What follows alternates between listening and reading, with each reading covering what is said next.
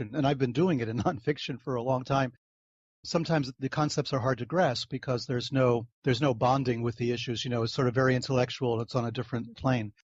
The beauty of fiction is that you can bring some of this very heady intellectualizing down to a more visceral level, to an emotional level, where you can suddenly see why things are important and what the possibilities might be.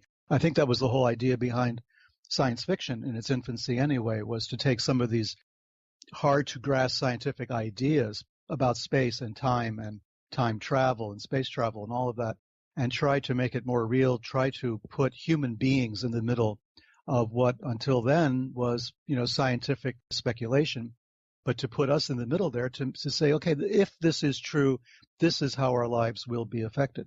And I think that with the Sinister Forces books that you mentioned and the other books, I've been saying all of this, but I felt that maybe a novel might be a way to introduce some of these ideas in a way that people would more easily identify with and understand and could suddenly see the connections falling into place.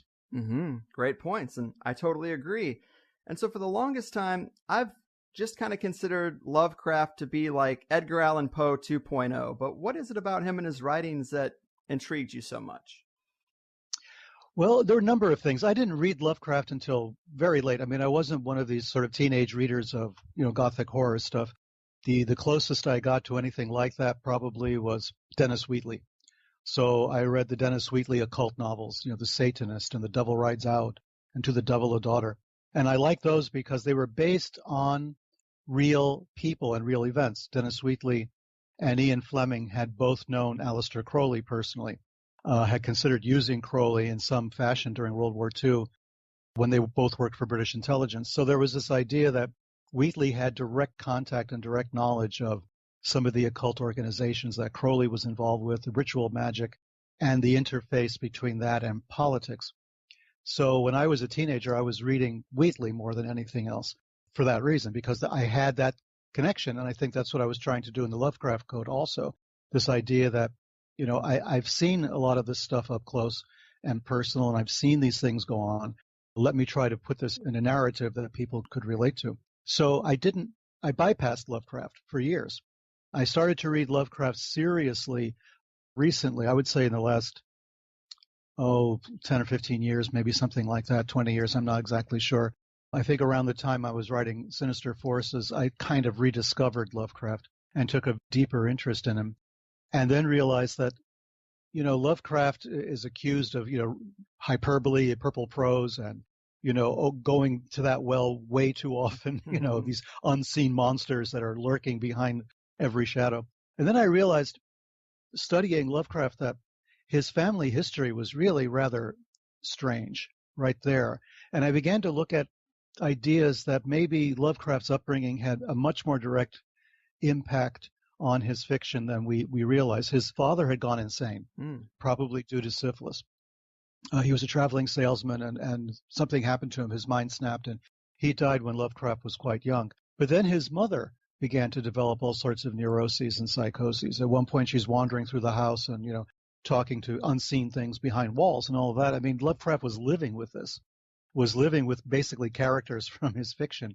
And at the same time, Lovecraft was an atheist, a very committed atheist, someone who hated religion and who loved science and was terribly devoted to scientific principles and looked down on superstition and looked down on religion.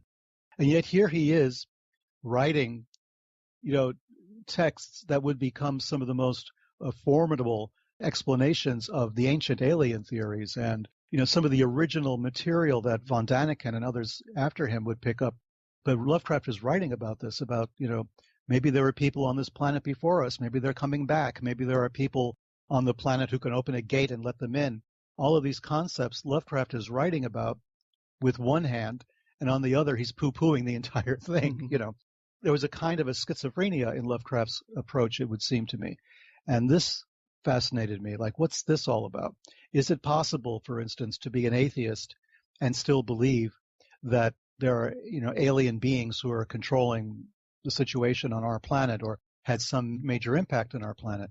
Of course, the answer is yes. You don't have to believe in religion to believe in aliens, right? Mm-hmm. These things don't come from necessarily the same source. that's another subject for another day. But for Lovecraft, in his writing, he was identifying various cults that really did exist, like the Yazidi, for instance, and other groups, and tying them into this worldview that he had. And so I started to take a closer look, and when I did that, I realized that Kenneth Grant, the English magician, was doing the same thing, was connecting Lovecraft to Aleister Crowley and to ritual magic in general, using Lovecraft's characters and his themes as if they were real and exploring that possibility. And that was fascinating as well. And then I realized that Grant seemed to have missed something in all of his work and all of his research on Crowley and on Lovecraft. And that is that Lovecraft's most famous story, the one I based the novel on, The Call of Cthulhu, is based on very specific names, dates, and places, right? Mm-hmm. Lovecraft is kind of unique in that. He really does insist that this is what happened on this day. He gives date, month, and year. I mean, he's very explicit as to when things took place. And I find that also to be fascinating. So I started to deconstruct that. And that's when I discovered that, Lovecraft's famous group of worshippers of Cthulhu in the bayous and the swamps outside of New Orleans in Louisiana, this weird ritual took place on Halloween in 1907. And that date signified something to me. I mean, it jogged my memory, and I started going back over other material, and I realized that Aleister Crowley wrote his famous holy books on exactly that day, on October 30th, 31st, and November 1st, 1907. At the same time that cult was operating in New Orleans, in Lovecraft's fantasy, one that he wrote 10 years after that, no more, almost 20 years later, Lovecraft is writing about this scene, and Crowley actually was living it. And in the holy books that Crowley was writing, he uses a lot of the same imagery that Lovecraft would later use in The Call of Cthulhu. And I would look at the two paragraphs like side by side, what they were writing, and it was stunning that Lovecraft was essentially channeling something that had happened to Crowley 20 years previously. And of course, I wrote The Dark Lord, a nonfiction book based on comparing Lovecraft and Crowley and Grant and some of the other material.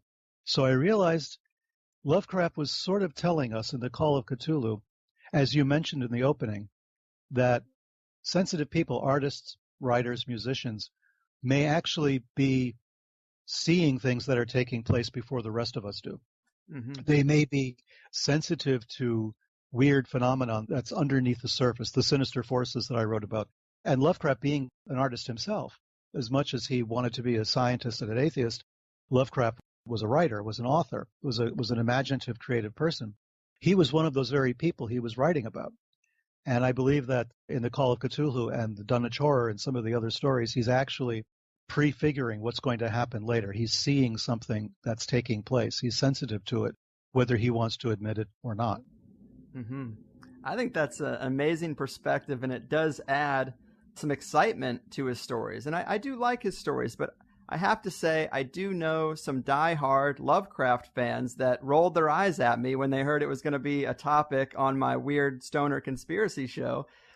They just don't see the connection. But is there anything more that can be said to help make that case for some of those skeptics that there was some unconscious reporting or something real? There's these connections with Crowley, but is there anything else that might help nudge people or move the needle in the direction of taking it seriously, that there is something more to them than just good stories?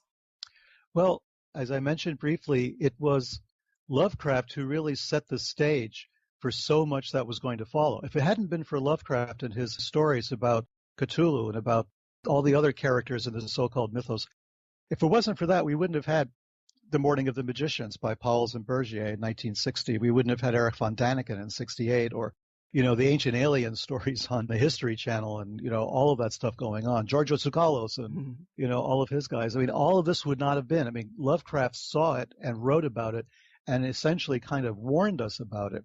And he did it in fiction. He didn't do it in nonfiction. His nonfiction is kind of predictable, and he has a lot of correspondence with a lot of people. He's sort of arrogant in some cases. He's definitely pretty racist for most of his life. And he had all of these other issues going on. But with all of that, I think because of that hothouse atmosphere in which he was raised, he was able to basically become a medium for these ideas. Lovecraft, if you only view him as as a writer of pop fiction, of Gothic horror, as they say it, or pseudo-Gothic horror. I mean, some people argue with me over the Gothic horror label. But if they look at Lovecraft only as this guy who wrote for Weird Tales and a writer who's been sort of dismissed in this country as below par and subpar, just a kind of hack author, you're not going to see what's really taking place. Joyce Carol Oates, of all people, wrote, and edited a collection of Lovecraft stories. I mean, Joyce Carol Oates is not a lightweight, in terms of academic literature and the modern, literati of New York. She actually saw the value in Lovecraft and decided that she would, author, and edit a collection of his work. In Europe, Lovecraft is praised, but then so is Jerry Lewis and, David Hasselhoff. So, I don't know what we could say about Europe, but they do. They have this reverence for Lovecraft because they think that Lovecraft gave voice to these cosmic sort of fears and uncertainties that we have. Maybe he did it inexpertly, according to, strict literary standards, but he did it. He did it when no one else was doing it. Everybody else was writing, sort of predictable science fiction monster stories. Lovecraft went a step further. He was trying to tie his vision into something more real, a very real sense that a scientist or an astronomer might have of looking at the world and realizing it's not as stable as we think it is. It's not as predictable or as manageable.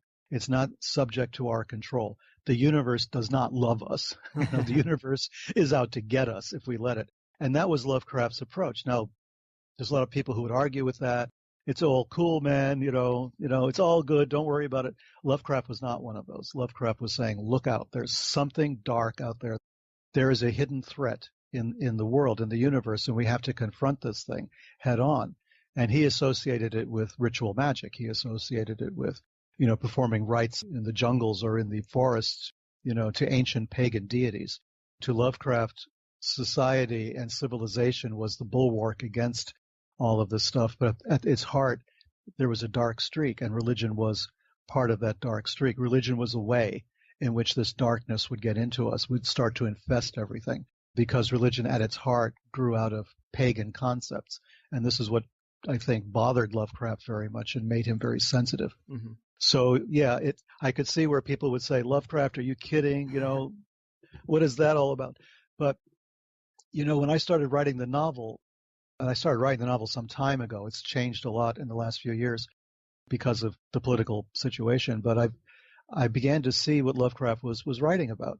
If you really look at the resurgence of all sorts of religious fanaticism, and I don't just mean from the Middle East and from, Islamic quote-unquote terror groups, but just in general, this kind of intensity that's coming out as a kind of reaction against materialism and a reaction against science and a reaction against technology. You see what Lovecraft was really afraid of. And he didn't understand, I think, the roots of this problem. He didn't understand it as maybe it was colonialism that contributed to some of this, the idea that the religions of other people are worthless, their beliefs are superstition, our beliefs are good, they're okay, they're scientifically, justifiable or something. Lovecraft saw a whole different world. He saw that the world that had been the colonies of Great Britain and of Spain, Portugal, the United States, Netherlands, all these colonies had people that did not believe the way the Europeans did.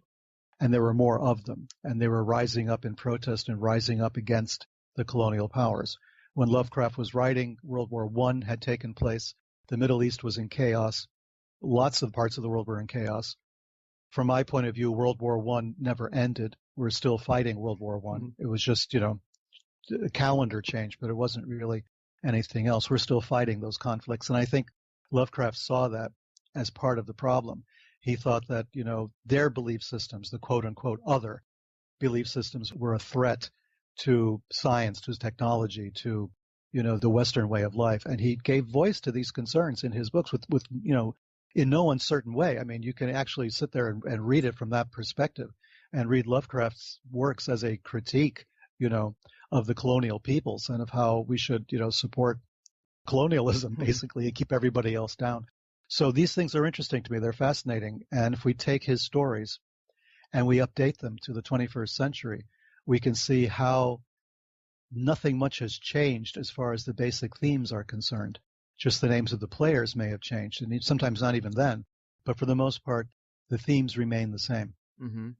Yeah, that is a great framing of kind of his headspace at that time. And I'm also pretty intrigued by that worldview. A couple of the elements that I've heard you talk about before that kind of convinced me there might be more to this is in some of his correspondence, he mentioned that some of these ideas came from dreams, which is something that gets to that unconscious reporting angle. And apparently, not only did his parents both experience insanity, but he had access to some Freemasonic and secret society material via his grandfather, I understand, which is another element that you could say, well, he had real knowledge that was kind of off the books, and he might have incorporated some of that into his stories and worldview. But those are some of the things that I thought struck a chord with me. And also, apparently, when going back to the Crowley connection, as odd as the name Cthulhu is, there's also a synchronicity there, it seems.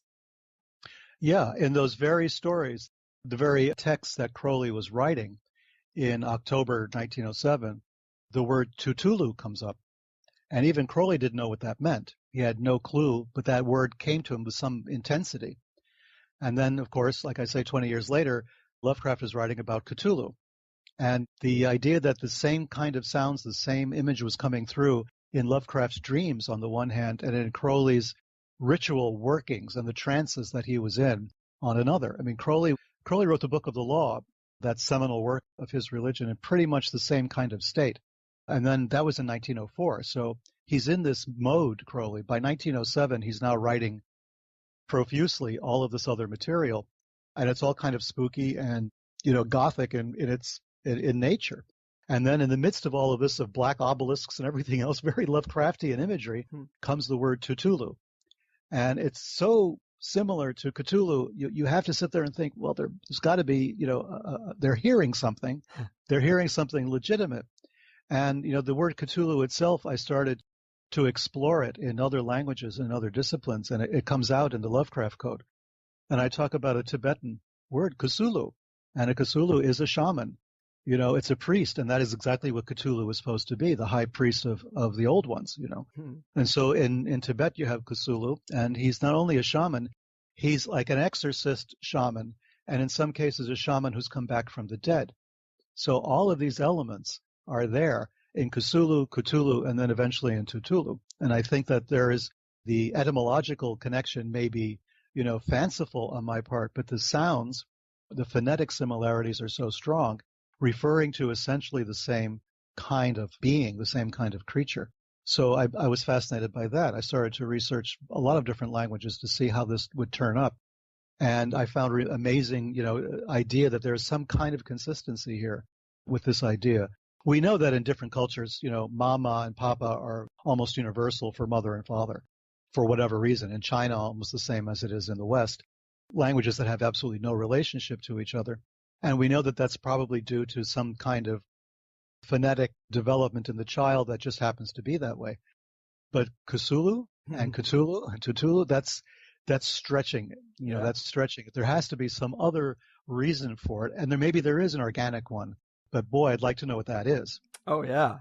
There's probably a key to something there, Yeah, those are exactly the threads that anybody who is interested in synchronicity and understands the importance that might be behind it or the impact of it, they've got to be interested in a connection like that. But as for the Lovecraft Code itself, what can you tell us about the story you wrote and how it relates back to the original call? Yeah, what happened was kind of an accident of information, you might say, the kind of thing that happens to me every once in a while. I was reading the Call of Cthulhu because I was working on the Dark Lord material back then, and I noticed something. I had lived in Rhode Island for a number of years, and I knew Providence pretty well, and Central Falls and Pawtucket and that whole area up there. And I started to realize that when Lovecraft is writing about the Angel family, Angel spelled with two L's, I said, well, of course, there's an Angel Street in Providence, it's well known. Lovecraft lived on Angel Street. But then something was at the back of my mind with the word angel, and I thought back. I used to live in Kuala Lumpur in Malaysia, and for a while, in the middle of the night on television in Malaysia, they would show reruns of Cheers, of all things. And Cheers takes place in a bar, and Malaysia is but predominantly a Muslim country, so it was kind of unusual for them to show a show that was based in a bar where alcohol is frowned upon. So, it was weird. I was sort of fascinated. I hadn't seen Cheers since it had originally aired. Now I'm watching it in Kuala Lumpur, and I realized that there's a name that keeps popping up as either a writer or producer or somebody involved with the program, and it's David Angel with 2 L's. And when I'm researching now back in the States, all the Lovecraft stuff and the Dark Lord, and I'm thinking, there's something there. Let me go and take a look. And I started to pull at this thread a little bit.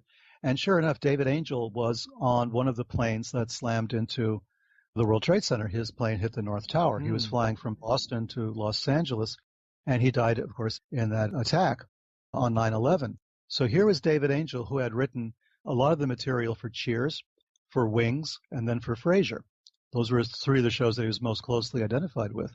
And he and his wife both died in the North Tower attack. So I thought, okay, here's an angel dying because of mad Arabs, and well, literally, Yeah, right? yeah. And this event that has so colored, everything in the last almost 20 years now. It was fascinating. I thought, what is the connection here? I mean, there's George Gamal Angel, the professor who was investigating the Cthulhu cult in Call of Cthulhu. And then we fast forward 100 years, and there's David Angel dying on 9/11. And I thought, there's a connection there somehow. There's some kind of a visceral thing. And the story started to germinate from there. What if, in this era, in the 21st century, a descendant of that Angel family who has some kind of guilt over one of his relatives who died on 9/11, who was appalled by it, who was a professor of religion and a believer and somebody who, maybe a little cynical about religion, but was still more or less a theist of some kind, now has to see that take place, and he's motivated. He's sort of the dark sheep of his angel family, and he's motivated to go and serve in Afghanistan, in 2003. He wanted to go and do something in 2002, 2003. He makes his services available. He speaks Farsi, Arabic, Urdu, Pashto. He has the background in the Central Asian languages, and of course they use him, and he feels he's making a contribution. And then at one point, he witnesses something horrible. They bring him back. He's in Iraq with the invasion of Iraq, and he's in Mosul in the north, and he witnesses a massacre of 23 Yazidis by some Muslims who were really angry that the Yazidis did not allow one of their daughters to marry a Muslim, and she went ahead and married a Muslim man. They stoned her. The video of that went out. The Muslims got angry, and they killed 23 Yazidis. So here is our hero, Gregory Angel, a professor of religion, and he's witnessing this massacre.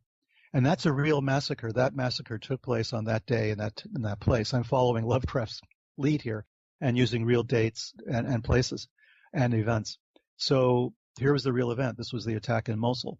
Now, we hear about Mosul constantly in the news today because of all the fighting around the Islamic State. But back at that time, it was the time when there was the great surge, and there was the push to get rid of al-Qaeda in Iraq. All of this is going on, and Gregory Angel, my character, witnesses this, and now his faith is completely shaken. He realizes that religions are killing religions. There's something wrong with his worldview.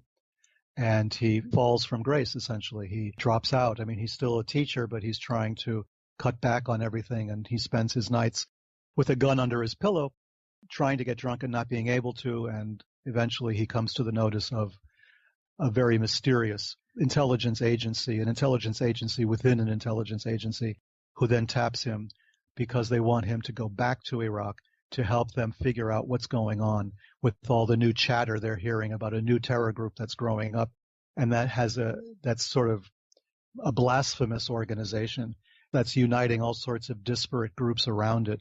And the U.S. intelligence is extremely nervous about this group. They don't know what it is, but it's not the Islamic State. It's something potentially much worse. And they want Angel to go out and figure out what's going on. And that's how the novel basically sets off. Mm-hmm.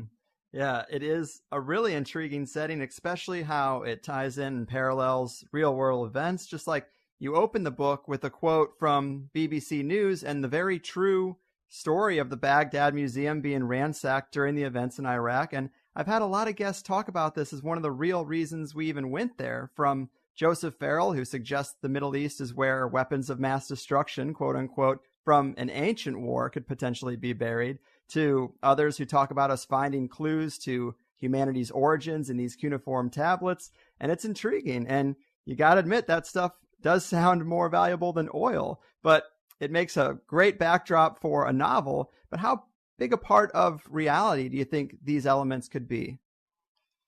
Well, I think they're essential to understand. I mean, I think a lot of people have this understanding that the Middle East is kind of monolithic. It's a bunch of Arabs, right? They all speak the same language, they all have the same religion, and they hate us. Mm-hmm. And it's far more complicated than that, far more complicated than that. In fact, it's a much richer tapestry. There's all sorts of cults and sects in the Middle East and in Central Asia, which I point out in the book to the point where you might want to throw up your hands and say, enough already.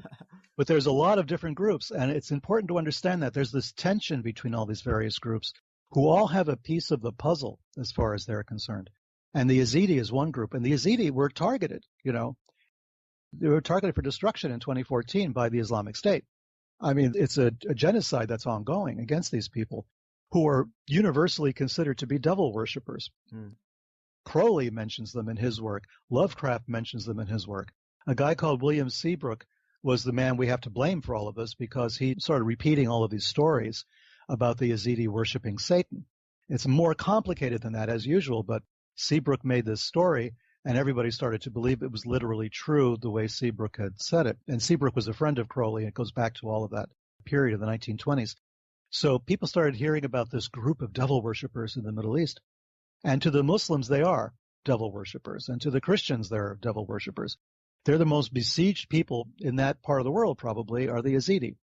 And their women and children have been taken into slavery. The men have been massacred. It's a horrible thing.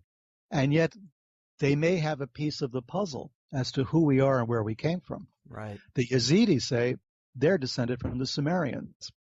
They insist they're the oldest people on the planet, which is hyperbole, to an extent, but at least what they're doing is they're showing their connection back to the most ancient times.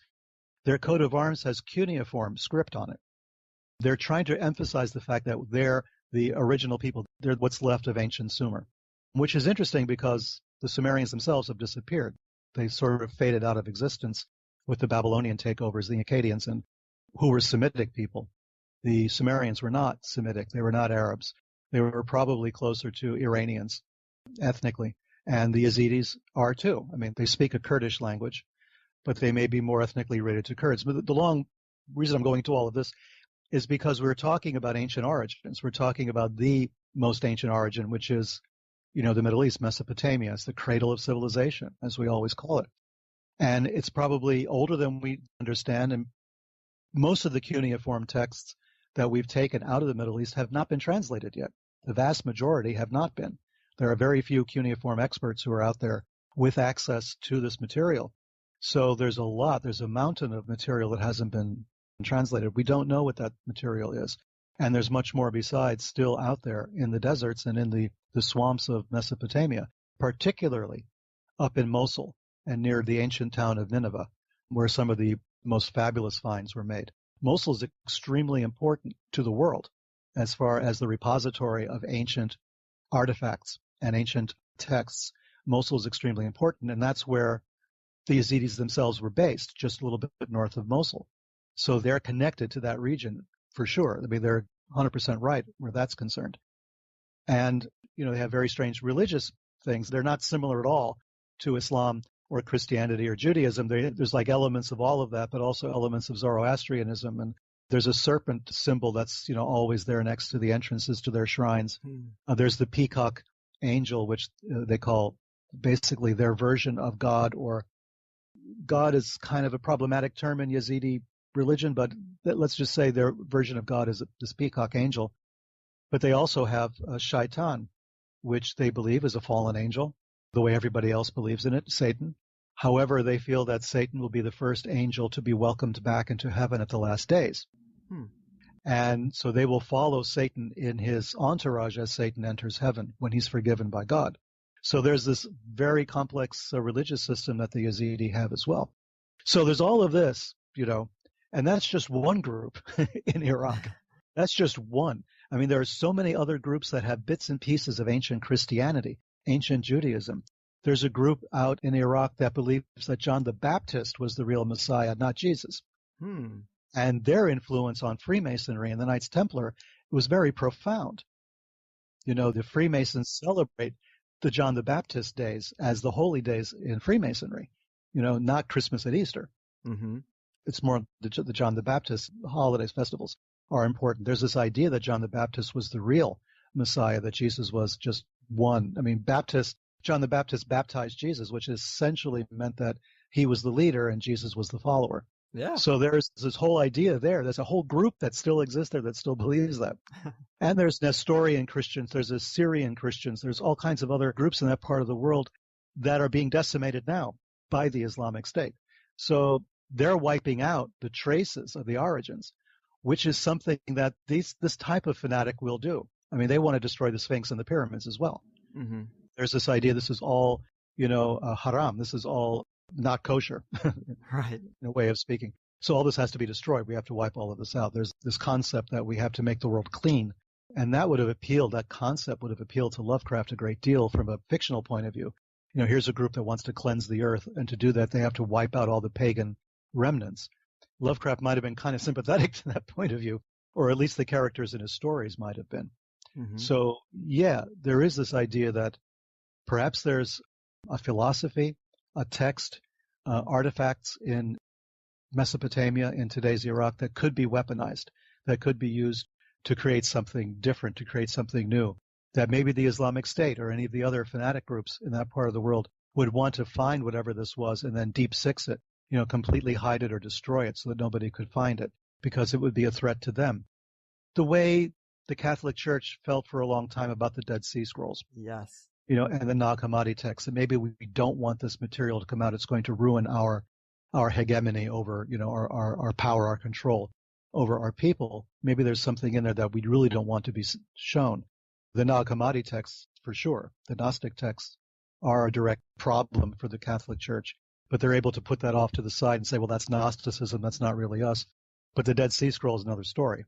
And some of the material in there is potentially dangerous where the church is concerned. So I could see where groups like Al-Qaeda or the Taliban or the Islamic State would think that some of this material is dangerous because it may call into question their entire worldview. Right. Muhammad, the prophet, was a descendant of the Quraysh tribe.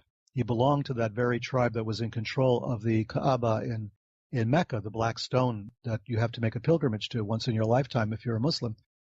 His tribe was in charge of that. They were in charge of the idols, the 360 idols that were there until he threw them out. But the Quraysh tribe also came from Kutha in the Middle East, from the city that was supposedly the gateway to the underworld. Right. His people came from there. When Muhammad's forces went into Iraq, went into Mesopotamia, and they went to the ancient city of Kutha, there were hymns and songs written saying that his people were coming back. The Quraysh were coming back to retake what was theirs. So there's this very strong connection between the origins of Islam and Mesopotamia and Kutha and the gate to the underworld. So, yeah, I could see if there was something there in the Baghdad Museum or in the museums up in Mosul or just in private collections in the Middle East that could reinforce these ideas, that would be a serious, dangerous blow to the fanatics of Islam.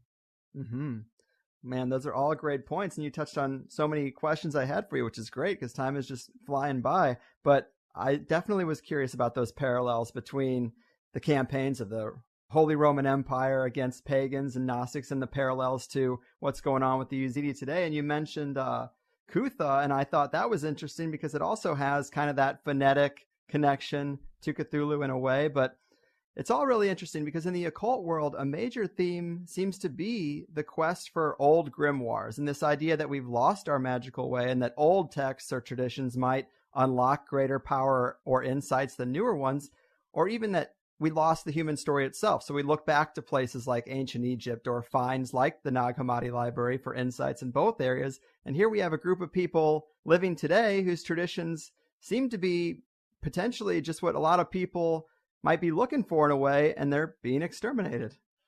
Yeah, precisely.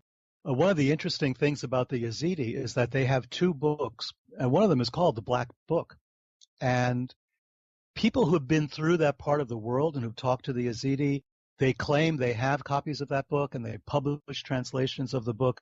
That's very problematic. I mean, some of the original texts of the Black Book were in the possession of a very famous forger, somebody who was making a lot of money on the side selling antiquities, some of which were real, some of which were not. And so there's a lot of controversy over whether or not the books, the texts that we have are the genuine Yazidi texts, because the Yazidi are notoriously afraid of outsiders, afraid of foreigners. I mean, they've been very insular for so long. They don't intermarry. You cannot convert to Yazidism. You cannot become a Yazidi through conversion. That's not allowed. That's not permitted, which means that basically Yazidi have to marry Yazidi and, raise Yazidi children. And so whatever secrets there are stay within that very tight-knit community. So by exterminating these people, we are losing, if forget even the humanitarian aspect of it, which is extreme, we're also losing contact. We're losing contact with that tradition. We need to know what they know, or as much as they're willing to tell us. And why should they now tell us if we're sitting back idly by while they're being exterminated, right? Right. So, we have to make up our minds at some point what is valuable, what we should defend, and what is worth defending.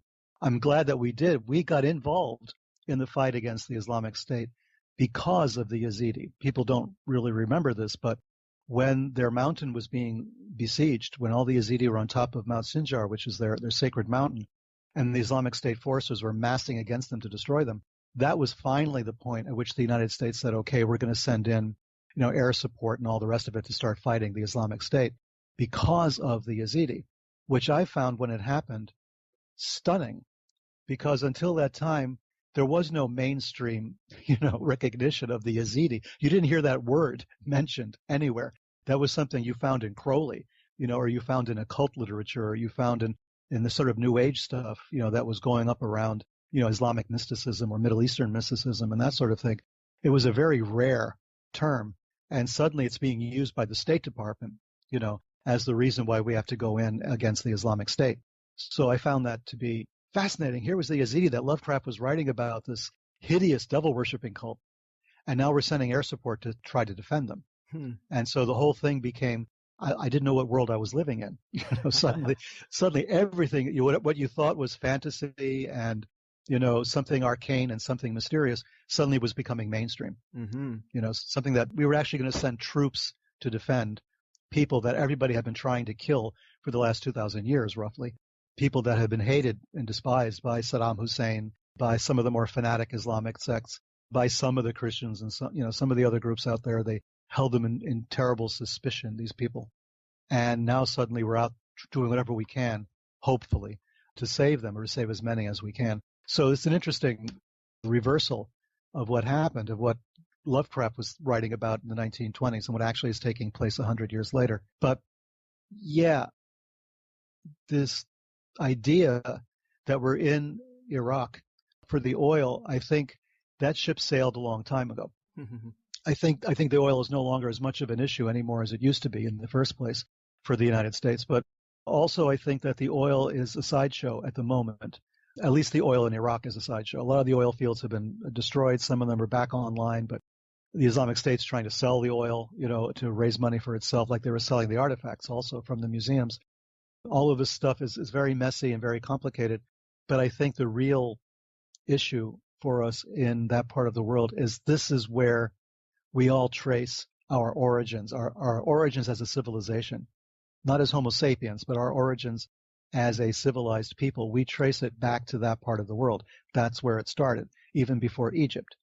So we know that this area contains something that's extremely valuable to us and extremely necessary.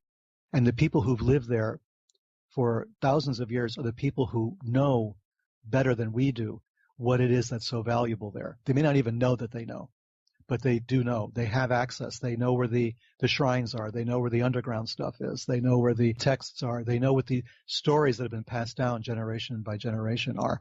They know this better than we do. And we're allowing them to be slaughtered. And that is really terrible for us in general, for the human race, in general. We need to know what that's all about. We need to know what they know. Amen.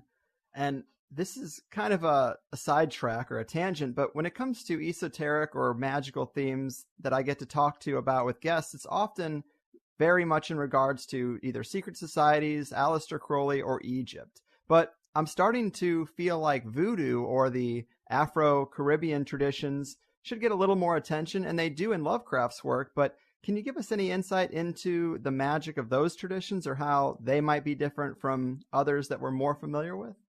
Sure. I mean, there's Crowley's weakness in all of this.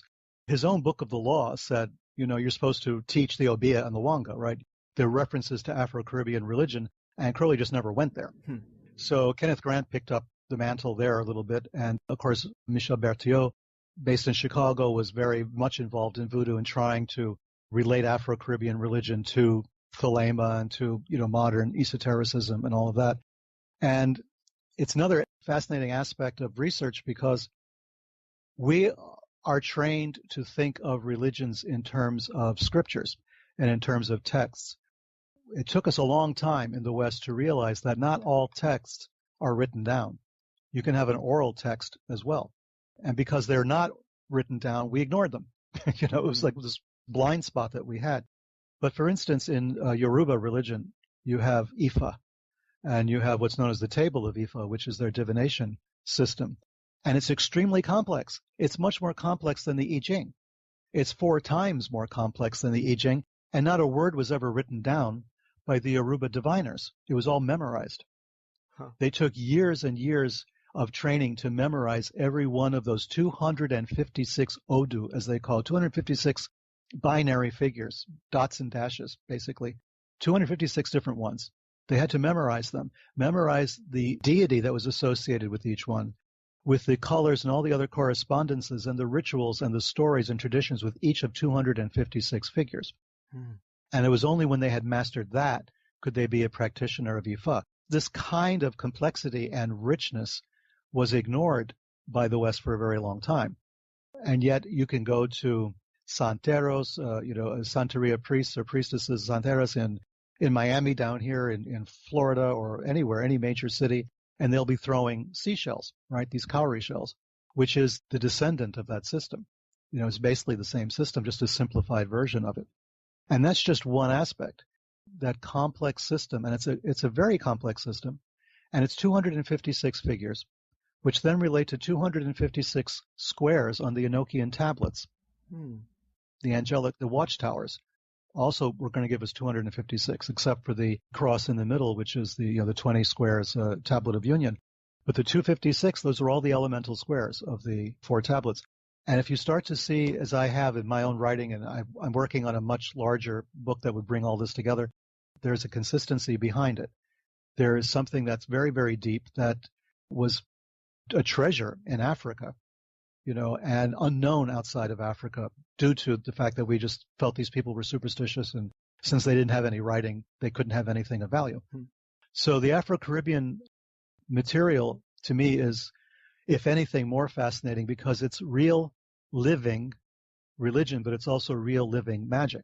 The two have not been separated in Afro-Caribbean religion. So voodoo, Santeria, Palo Mayombe, Candomblé, all the other groups, this represents something very real, something very alive, something that pertains to a human being living in the world today as far as, realistic expectations and concerns. But there's also the very deep spiritual element and a mystical element as well. So I've spent some time among these groups and among people who are practitioners of those groups. And I've had, at one point, someone actually using the Table of Ifa, someone who didn't know me very well, then this was many years ago, casting the coins or the shells rather on the wooden table. It's a circular table with some of the figures carved into it, and so accurately representing not only my present circumstances but understanding the past very specifically, and then the future, all in one time at one moment. And I asked at the end of it, I was sort of shocked that this person was able to do that. And I had been to fortune tellers and astrologers and everything else, so I wasn't a stranger to this. But this was sort of uncanny. And so I asked the guy, how did this happen? And he said, well, it's nothing to do with psychic ability at all. He said, I'm not psychic, I have no special abilities. It's the system itself that's psychic, essentially. The system itself is spooky. And that sort of changed my thinking on a lot of this, So I thought, okay, let me start looking at these systems. And so the Afro-Caribbean systems are very rich and very, very powerful. They're very messy from our point of view. There's just too many gods and goddesses and and too much stuff going on, and there's too many herbs and materials that we don't understand or know, and all kinds of things. I mean, it's an entire culture. And for us just to sort of make arbitrary judgments on it is wrong. I mean, you're missing most of it, 90% of it. But it still is worthwhile looking. There is the Afro-Caribbean stuff I bring up in the Lovecraft Code. It's going to be expanded greatly in the second volume, the sequel to Lovecraft Code, which is called Dunwich, or Dunwich, which will be coming out around this time next year. So you'll have more of the New Orleans aspect of these things. I'll go into the Afro-Caribbean much more to try to show how that's related to the cults in Central Asia and the Middle East, what they have in common, some of the basic things that all occult groups and secret societies have in common. So, there's more of that to come in the next volume. That's awesome, man. Yeah, definitely a lot of mining for truth probably left to do there for anyone who's sick of rehashing Greek and Roman mythology. I mean, there's a lot of more people in the world. Oh, yeah. And, just to get back to the Lovecraft Code, just like in Sinister Forces, the nexus of names and places and dates is a huge part of this book and where a lot of the truth contained in it lies. And I guess a good example of this might be the elements that take place in Florida, or this bizarre German guy named Carl, right? Oh, yeah. He's one of my favorite characters, man. This guy, I mean, I've been to Key West a number of times and stuff, and, you hear stories, and eventually people have written about him a little bit. This is a real person, Carl Tanzler, he has had a number of different names, but Carl Tanzler, we'll call him that for now. Carl was a German who is famous in Key West because at one point he fell in love with a Cuban woman, a very young Cuban woman, Maria, who died of tuberculosis. He tried to save her. He was not a doctor necessarily. He worked at a marine hospital in Key West. He was an X-ray technician, mostly. We're not even sure where he got that training. But anyway, he fell in love with this woman, and he tried to heal her his own way. And, of course, it just didn't work. It didn't happen. She died. He built her a mausoleum in Key West, a beautiful mausoleum that he interred her. The family sort of allowed him to do this. He interred her in this mausoleum. But what the family didn't know was that the mausoleum was specially constructed. It was like something out of, I don't know, Dr. Phibes Rides Again or something. I mean, this is a weird situation where he had this woman hooked up to all sorts of tubes and devices. He was trying to maintain the body's integrity for as long as possible so that he could bring her back to life. As far as he was concerned, she wasn't exactly dead, and he didn't believe that death really took place the way we think it does. So he was trying to keep this body alive, this woman's body alive, for as long as possible. And there were rumors that he had a telephone system put into the mausoleum so she could call him, if she came out of her death trance or whatever it was she was in. So he was doing all of this stuff, and eventually he was found out. They were going to come and break open the mausoleum. He took the body out. He put it on a kind of a little wagon, and he dragged it over to his house. And he was building an airplane in his backyard or in the parking lot at one point of the hospital. He was going to fly her, to some South Sea island once she was alive again. I mean, he was doing all this very deliberately. They found out about it eventually. They arrested him. They tried to get him for stealing a corpse or defiling a corpse, but the statute of limitations ran out. He was getting all these letters from women who wanted to marry him because they thought it was such a romantic thing that he did. And eventually he died sort of in obscurity. He went back. He actually had a family up in Zephyr Hills, Florida. So he eventually left Key West and went up there. So that would have been the end of it, except, knowing me, I had to pull it a few more threads. And it turns out that he actually wrote himself his own account of this whole thing in one of Raymond Palmer's magazines, the Weird Tales sort of Amazing Stories kind of magazines, the same editor that published the Kenneth Arnold stuff, about Maury Island and all of that. So here's our guy, Carl Tanzler, writing this entire story about his entire life and then, trying to save Maria, all the steps that he took, and Maria coming to life briefly here and then, opening her eyes or saying something. I mean, he's going this entire story. It's like I think it was in 2 installments, and it was a very, very long, or more than that, very long story. And I had to read through the entire thing because he talks about his early days. And he grew up in Germany. He was in the South Pacific or in Southeast Asia at the outbreak of World War I. In Australia, he was put into a prisoner of war camp because he was a German national. He spent his time there. But his stories was that he kept on seeing this woman, this figment, this ghost, in Europe, in various castles, that he thought that was his soulmate or something. And she was evidently an ancient alchemist of his family going back several generations, according to his story. And then he claimed that as he was growing up, he befriended many famous paranormal experts at the time, parapsychologists around the turn of the century. As I found out later, he was making that up, but the names that he used were real. They were real individuals that I was able to trace. And then he died in India, or was believed to have died in India. He came to in the morgue just in time. He had all these stories, all these wild stories. And he was an organist. He built his own organ that he was playing in Australia in the prison camp or something. All kinds of stories, all kinds of wild stuff. Eventually, he goes back to Germany in the 1920s. Germany, of course, is in ruins after World War I. All kinds of things are falling apart. He's there during the rise of the Nazi Party. Now, that much we know is true, or we believe it's true anyway, from his own account. He takes off from Germany and goes to Cuba just for a couple of days because he's really on his way to Key West, to Florida. He has family now in Florida, so he makes his way to Florida, stays in Key West, gets a job as an X-ray technician at the Marine Hospital, the U.S. Marine Hospital in Key West. And from there, the rest is history. So as I'm looking at the dates and places, I realize that he's in Key West at the same time that Lovecraft visits Key West. Boom. So Lovecraft goes down to Key West, and he wants to get a boat to Cuba. He doesn't have enough money to get the boat to Cuba, so he stays in Key West for a couple of days. I have absolutely no evidence at all that Lovecraft and Carl Tanzler ever met. But Key West was a small town in those days, Yeah. And he was an eccentric. They were both eccentric characters. Hemingway was actually in town the same time. Hemingway was buying his famous house there, which is still there in Key West. There was a lot of, odd people. It was an artistic kind of group that was living down there, starting to develop a kind of a bohemian sort of community. And Lovecraft was down there, and Carl was down there. And Lovecraft had written this series of stories called Herbert West Reanimator, about a guy who's trying to reanimate a corpse. And here's Carl trying to reanimate a corpse. So I put the two together, and I said, wouldn't it be interesting if Carl and Lovecraft met?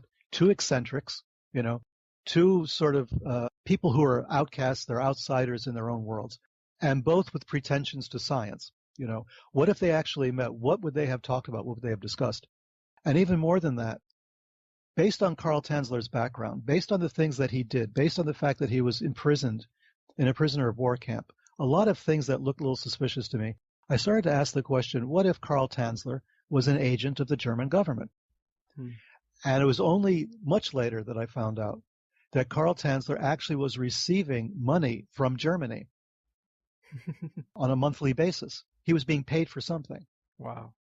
So all of that is true.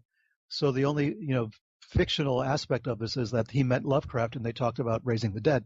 But everything else I thought was true. So I had Carl Tanzler as the guy who was the one who killed Professor George Angel on the docks at Newport, the docks in Providence from the Newport Ferry, which is in the Call of Cthulhu. So I put all of that together, and I bring him together with George Sylvester Viereck, who was the German who was basically in charge of agents in the United States at that time for the German government, who was also a friend of Aleister Crowley. I mean, all of these people knew each other. It's fascinating, and they were all somehow involved with each other. So I made a couple of connections that really weren't there, so in order to move the story along. But if people are interested in history, and especially this kind of offbeat history, they're going to find a lot of places to start in the Lovecraft Code, because most of what's written there, as far as specific names and, as I say, dates and places, times, that's all genuine. That's all real. The cults that I mentioned are, with one possible exception, real. So everything else, all the terminology, the foreign languages, the terms, that's, again, all real. So there's a lot there that's real, and the fantasy is only stitching these all together into a narrative. Mm-hmm. Yeah, I love it. And that is a nice little loop. I'm glad I got to ask you about that. And so I got to switch gears a little bit before we run out of time here, but I've heard you mention a potential crossover between this book that you just wrote and your Secret Machines project with Tom DeLonge. Can you elaborate on that project at all and how it could be related? Well, the Secret Machine project, as everyone knows now, is focused on the UFO phenomenon. Mm-hmm. So I have done a lot in the last couple of years of research in that particular subject, spoken to a lot of people, done a lot of thinking on my own as well, and analyzing the phenomenon from different angles and different points of view in ways that I think haven't been done before or haven't been done enough before. So there's a kind of crossover because some of the themes in the Lovecraft Code and some of the themes in Secret Machines, we're talking about the same thing. But I can't really go into more detail on Secret Machines. I'm sworn to secrecy on this, especially because of the last couple of months' events. So I'm being very careful about that. But there will be, however, I am told, next month there's going to be a kind of press release that's going to talk about it, I believe.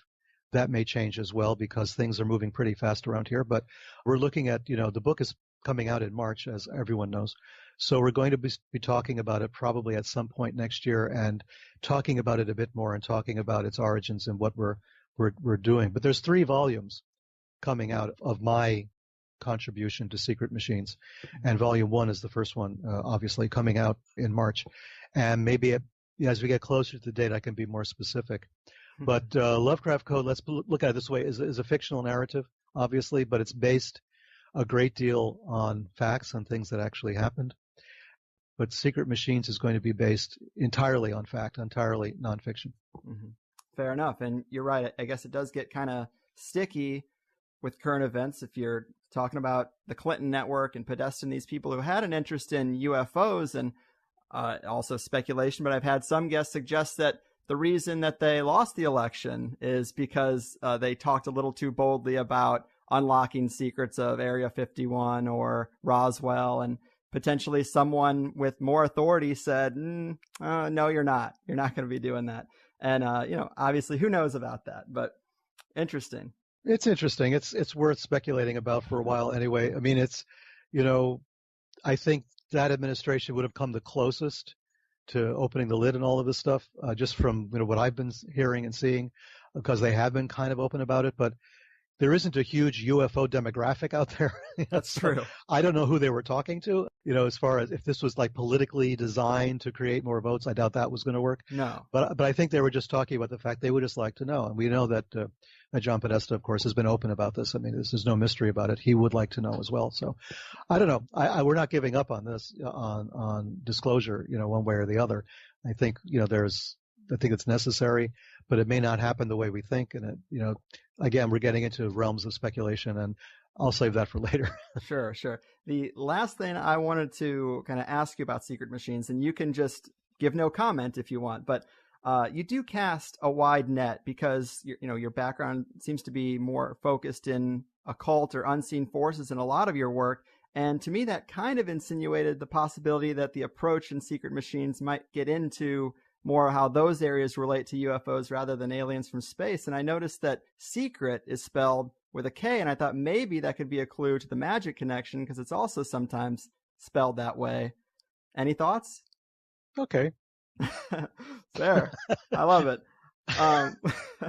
Well, I am anxious to have that come out. So one other thing, another kind of random one, but I've heard you describe the Lovecraft view in jest as the elder gods wanting to make the planet great again, which is funny. I love that. But when it comes to current events, do you see any sinister forces at play? Oh, I mean, too much to enumerate, probably. I mean, I feel like I'm living in one of my books now, it's crazy. And it, not necessarily sinister forces, maybe one of the other ones. So I feel that I'm it's in one way it's fascinating because you're actually in the midst of an historical period that could turn out to be a disaster, but you're in the midst of it. I mean, you're seeing it all around you.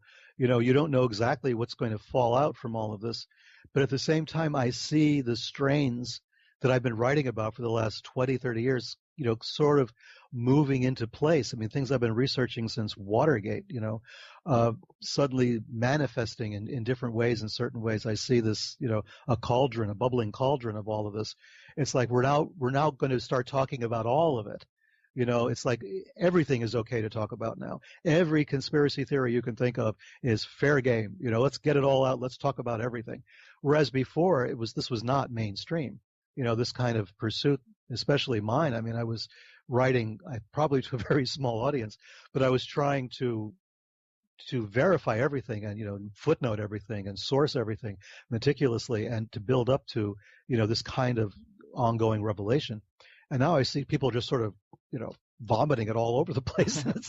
It's weird. It's like living in a copy of Sinister Forces and not knowing how it's going to turn out, because I'm desperately flipping pages here to see what the end is. I mean, it's like that. There's so much that I wrote about from a sort of a distant, sort of academic kind of objective point of view, suddenly is all around me. I'm wading through it now and trying to figure out what am I supposed to make of all of this right now. So yeah, it's fascinating. It's a fascinating, if nothing else, it's fascinating. Yeah, cheers to that. And to relate current events back to this fish or amphibious god archetype, have you looked into this idea that the frog-headed Egyptian deity Kek influenced the election through the Pepe the Frog meme? I mean, it's weird, but it's got a very Levenda-ish thread of synchronicities that really make you think twice. Yeah, I kind of looked at it. I mean, obviously people were mentioning it to me and trying to make me weigh in on it one way or the other. Of course. And I'm looking and thinking, what the hell am I supposed to make out of this? So again, it's one of those things like the Khazars. I'm kind of pulling back until I get more information, but it is bizarre. I mean, it's totally bizarre. Where did it come from? Was that one of the 4chan things originally? I don't know. Yes. Was it? Okay, there you go. Well, all right. Yeah.